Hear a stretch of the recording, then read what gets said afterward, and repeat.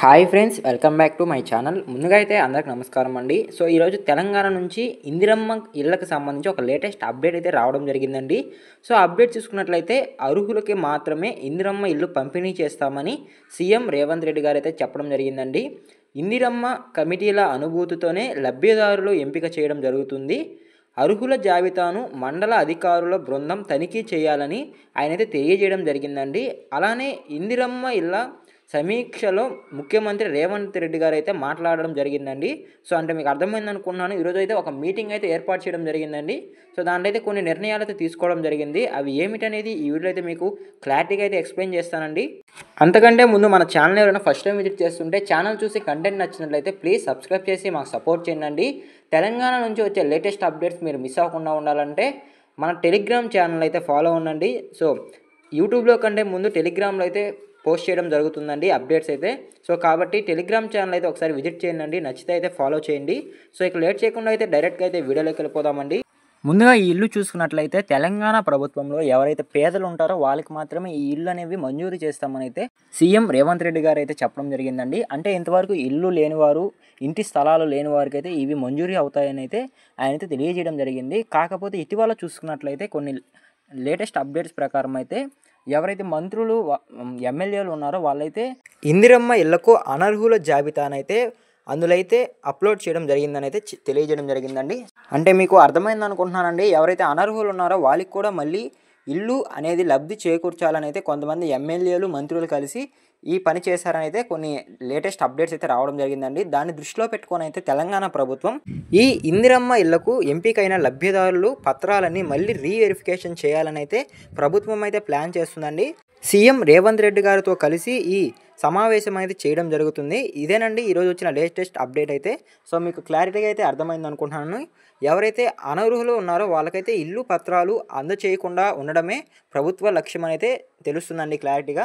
Only అర్హులకు మాత్రమే ఈ ఇల్లు పంపిణీ చేయాలని అయితే ప్రభుత్వం నిర్ణయించుకుంది. దానికంటూ ఒక సమావేశం కూడా ప్రభుత్వం అయితే ఏర్పాటు చేసి దాంట్లో అయితే చర్చలు జరుగుతున్నాయండి. సో చూసుకున్నట్లయితే మీకు పత్రికా ప్రకటన ద్వారా అయితే తెలియజేయడం జరిగింది. అత్యంత నిరుపేదలు అర్హులకే ఇందిరమ్మ ఇల్లు దక్కాలని ముఖ్యమంత్రి రేవంత్ రెడ్డి గారు అయితే అనడం జరిగిందండి. సో మీకు అర్థమైంది అనుకుంటున్నాను. ఎవరైతే రాష్ట్రంలో నిరుపేదలు ఉంటారో, ఇల్లు కట్టుకోలేని పరిస్థితిలో ఉంటారో వాళ్ళకి మాత్రమే ఈ ఇందిరమ్మ ఇల్లు చేకూర్చాలని అయితే ప్రభుత్వం అయితే క్లారిటీ అయితే ఇవ్వడం జరిగిందండి. అలానే నెక్స్ట్ చూసుకున్నట్లయితే ఇందిరమ్మ ఇళ్లపై తన నివాసంలో ముఖ్యమంత్రి రేవంత్ రెడ్డి గారు అయితే శనివారం సమీక్ష నిర్వహించారు.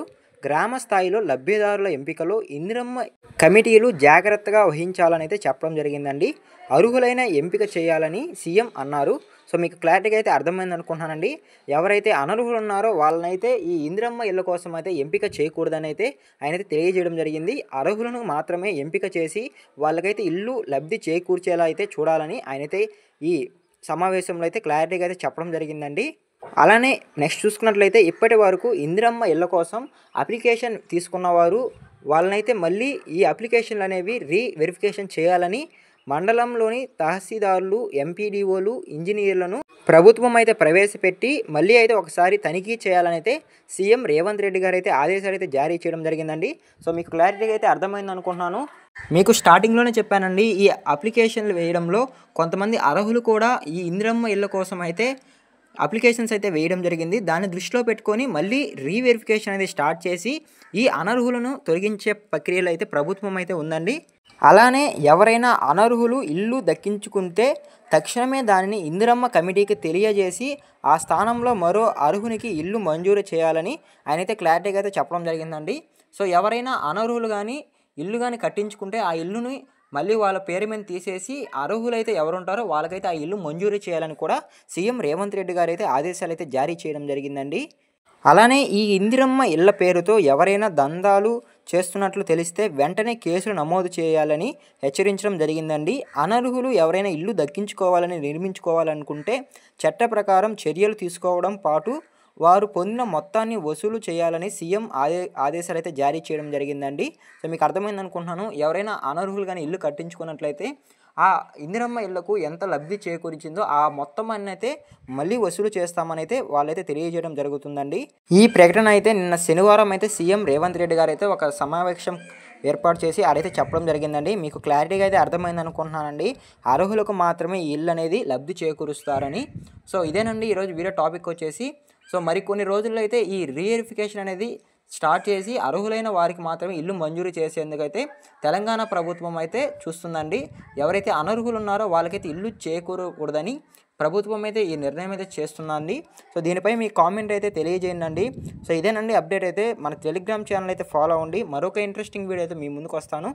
అంతవరకు జై హింద్.